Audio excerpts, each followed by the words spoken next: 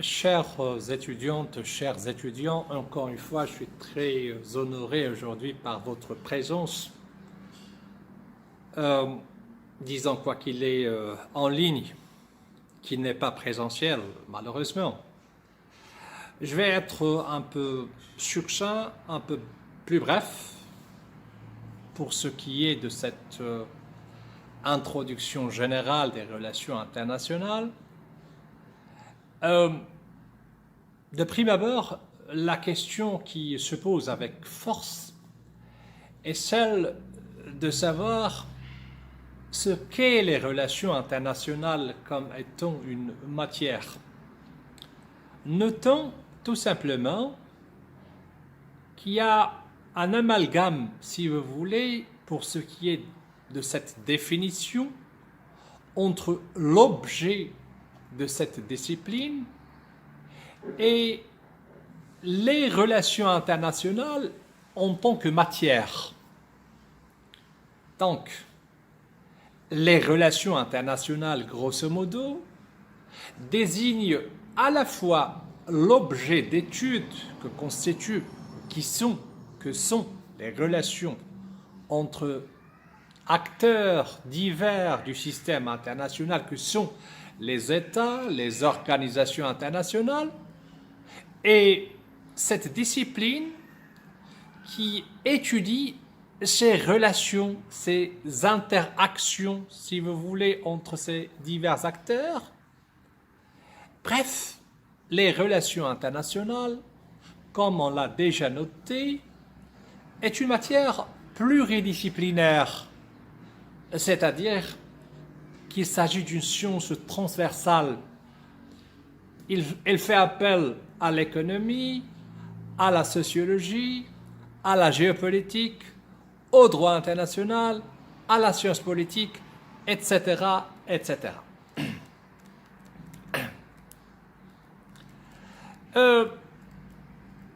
En fait, l'expression des relations internationales désigne généralement les rapports entre États, alors que sens littéral, il signifie rapport entre nations.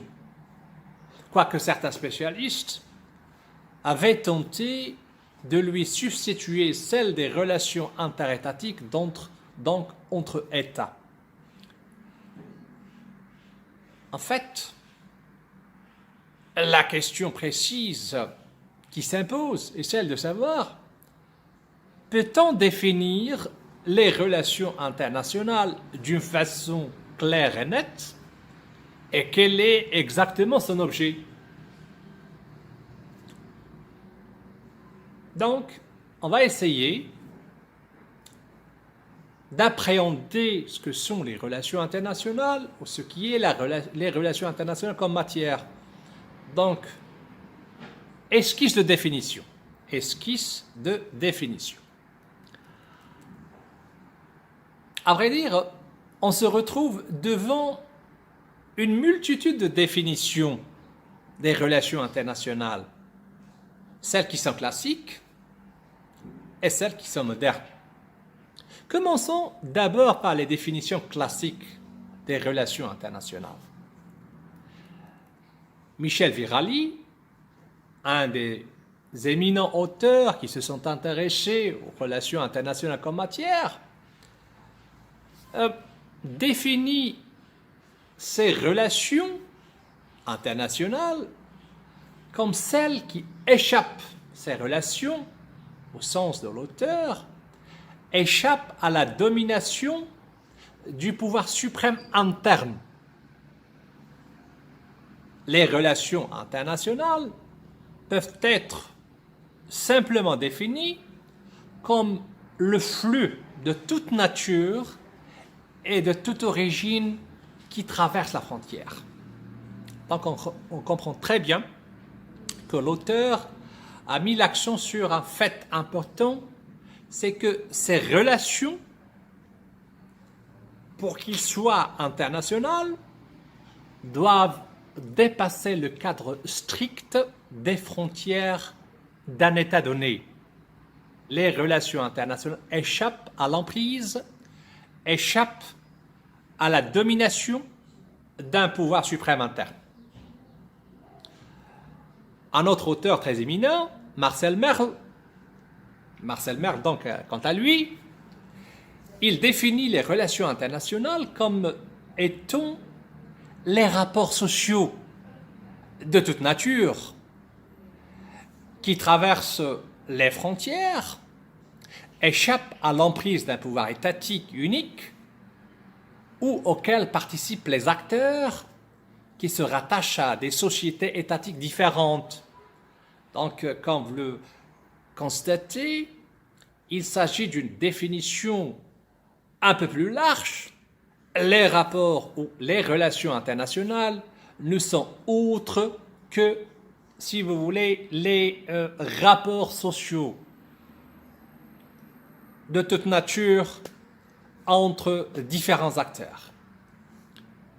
Il faut noter que aujourd'hui, la majorité des observateurs s'accordent à définir les relations internationales comme un champ de coopération et de confrontation.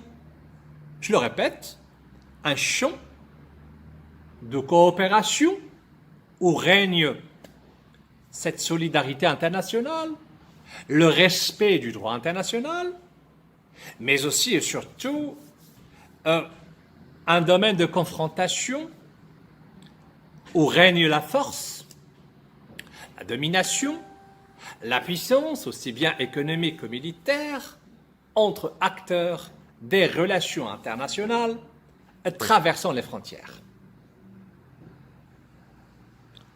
Dans le même ordre d'idées, un autre professeur a mis l'accent, un autre professeur, je veux dire, allusion faite à Philippe Braillard, également Mohamed Reza. Ils ont tenté de définir ce que sont les relations internationales. Leur démarche, bien évidemment, s'inscrit dans la même logique. Quand ils considèrent, ces deux auteurs considèrent les relations internationales comme un ensemble de liens, bien évidemment de rapports et de contacts qui s'établissent entre les États et relèvent les relations internationales. Selon eux, selon ces deux auteurs, relèvent de la politique étrangère de ces derniers. Qu'est-ce qu'on constate à travers, si vous voulez, l'exposé de ces différentes définitions? À travers l'analyse minutieuse de ces définitions, on en déduit que ces définitions s'avèrent en quelque sorte classiques. C'est une définition purement et simplement classique des relations internationales. Pourquoi classique? Parce que ces définitions reconnaissent un fait important, c'est que les États sont avant tout les acteurs principaux, sinon uniques, des relations internationales. Donc l'acteur, c'est l'État, purement et simplement. Et comme vous l'avez constaté, et ce qui est frappant d'ailleurs, toutes ces définitions ont mis l'accent sur un fait important, incontournable disons, c'est que les États ou l'État est l'acteur majeur, principal, sinon unique des relations internationales. Au demeurant,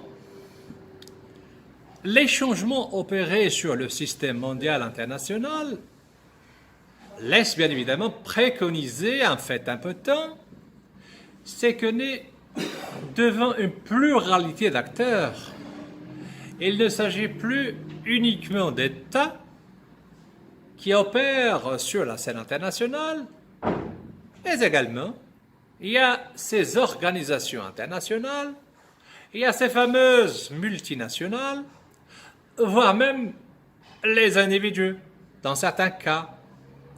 Donc, à mon sens, cette définition classique paraît un peu dépassée et il faut quand même se pencher sur une définition révolutionnaire, disons, une définition moderne des relations internationales. Qu'en est-il de cette définition moderne? Aujourd'hui, et plus que jamais,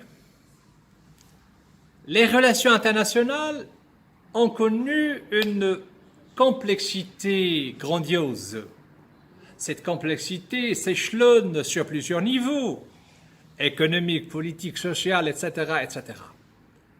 Les relations internationales sont dorénavant devenues beaucoup plus mondiales. En fait, un courant de pensée avait le jour qui tenait compte de cette nouvelle configuration du système international quant à ses acteurs. Et Dario Bastella de souligner, un éminent auteur,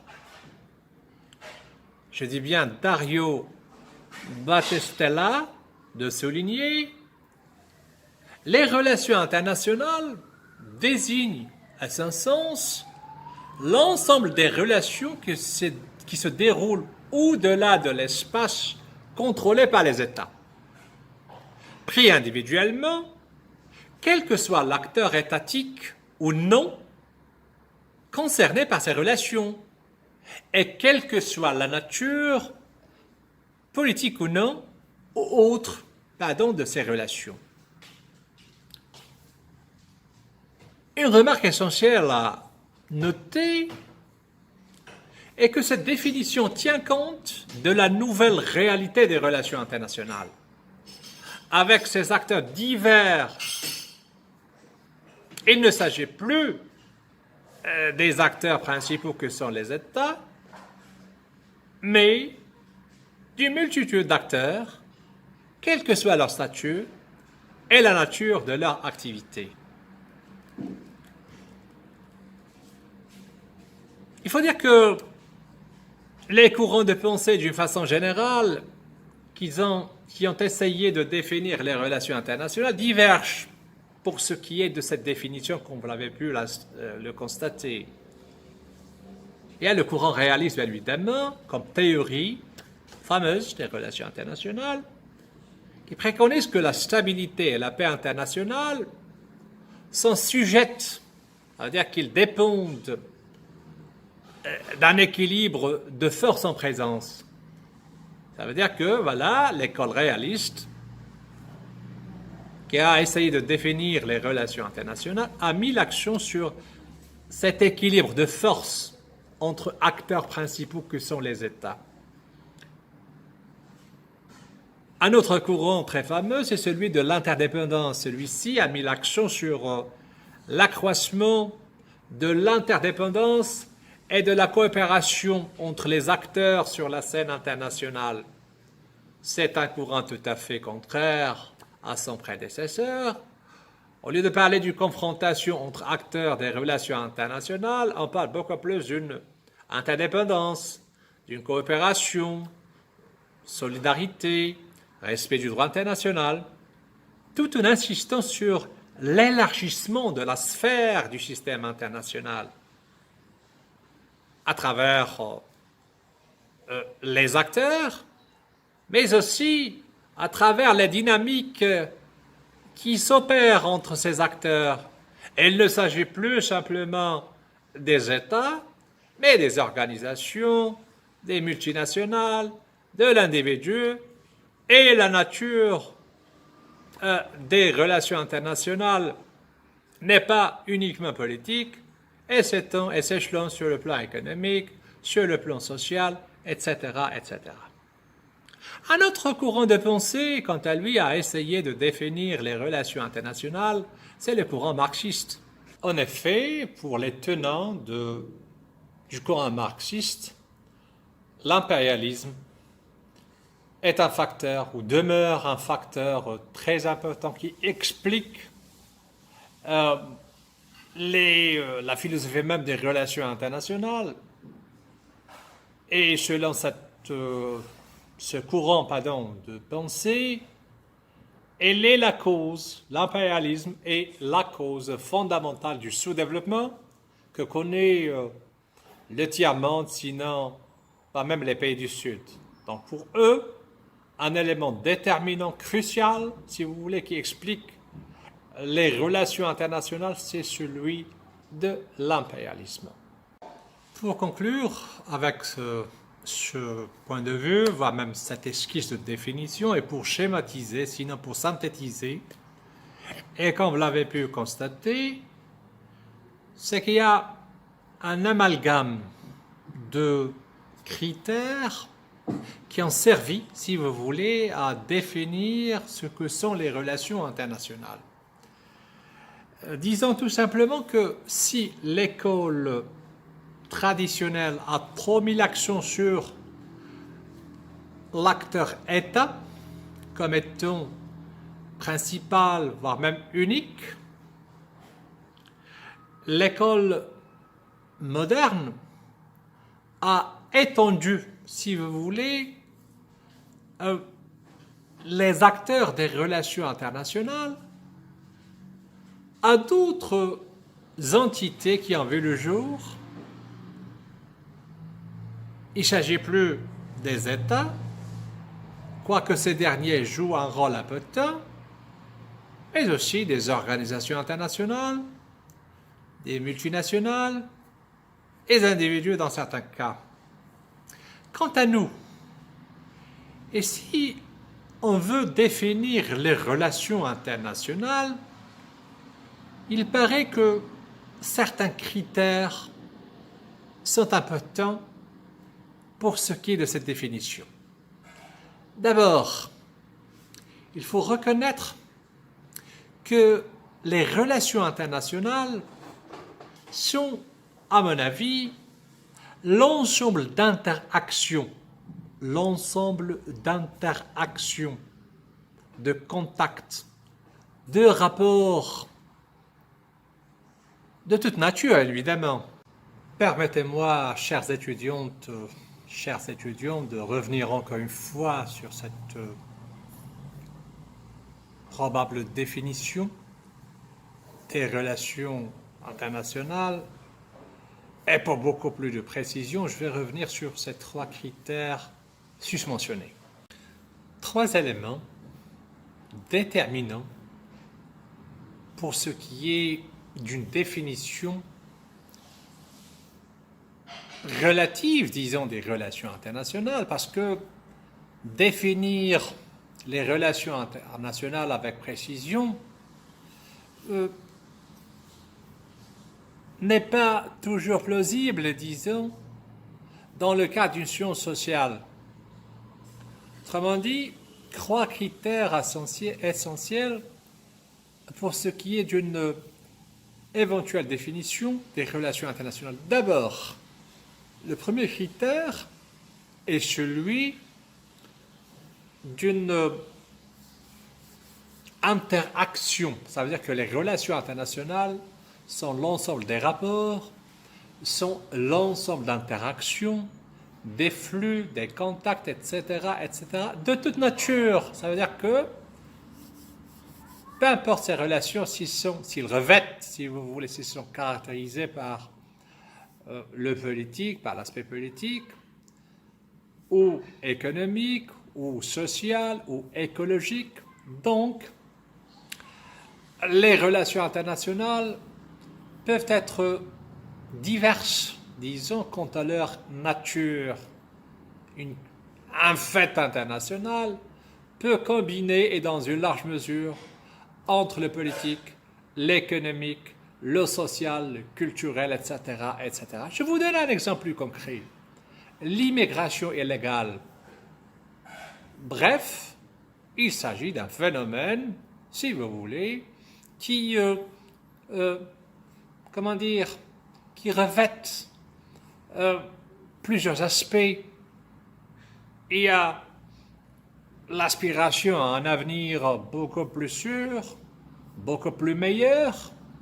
Les raisons économiques ne sont pas à négliger, mais aussi et surtout, il y a ceux qui veulent, si vous voulez, immigrer pour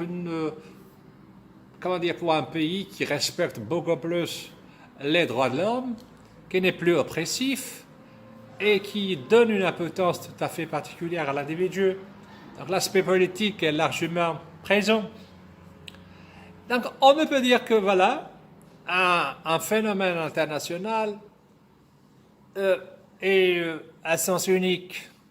Il revêt un aspect politique au détriment des autres aspects. Donc, il y a une combinaison de facteurs, d'éléments qui font d'un phénomène international un phénomène, si vous voulez, qui transcende en quelque sorte les frontières. Donc, l'ensemble d'interactions de toute nature, mais aussi et surtout, ces contacts doivent être opérés par les acteurs des relations internationales. Donc, éléments acteurs des relations internationales.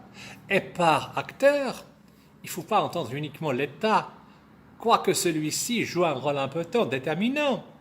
On ne peut prétendre négliger le rôle de l'État, mais il faut quand même reconnaître d'autres entités qui jouent un rôle international important, comme c'est le cas par exemple des organisations internationales, comme c'est le cas par exemple des multinationales, également pour les individus. On ne saurait aujourd'hui, si vous voulez, négliger, voire même ignorer le rôle plus ou moins important de l'Organisation des Nations Unies comme étant une organisation qui vise beaucoup plus le maintien de la paix et de la sécurité internationale à travers le monde. Donc, à côté des États, à côté des acteurs principaux des relations internationales, il y a d'autres, disons, entités, d'autres acteurs qui jouent également un rôle beaucoup plus important sur la scène ou dans la vie internationale, plus simplement.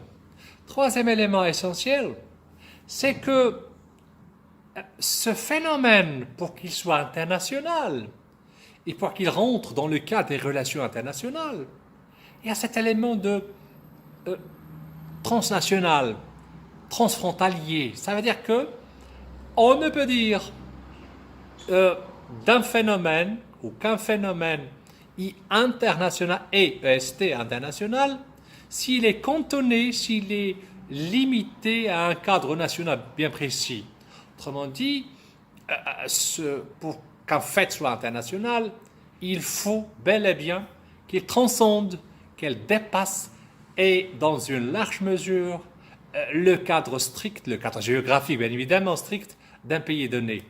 C'est ainsi que par exemple, ces immigrés syriens, ces réfugiés pour parler au sens vrai du terme, ces réfugiés, si vous voulez, syriens, quoique il y a un phénomène, il y a la guerre, si vous voulez, qui déchire la Syrie. Ces réfugiés ont émigré, si vous voulez,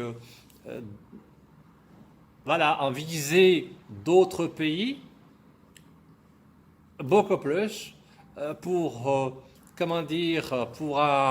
avenir meilleur. Et voilà, ce phénomène d'immigration, de refuge, si on peut dire, des Syriens à d'autres pays européens surtout, n'est plus un phénomène national qui intéresse beaucoup plus la Syrie.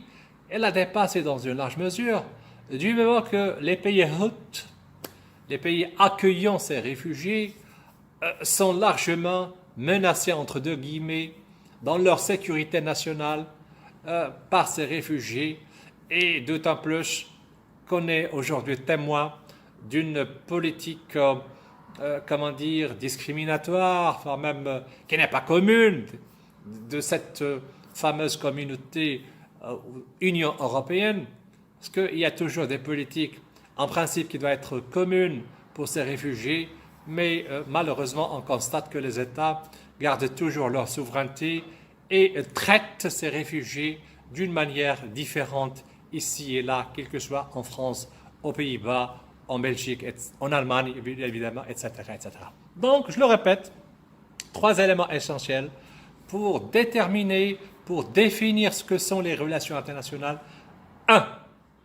Ces relations ou ces contacts, ces relations internationales sont d'abord l'ensemble des contacts, des rapports, des flux, des interactions opérés entre acteurs, deuxième élément, entre acteurs des relations internationales, et il y a un troisième élément essentiel, c'est que ces flux, ces rapports, ces contacts doivent dépasser, et dans une large mesure, le cadre géographique strict d'un pays donné.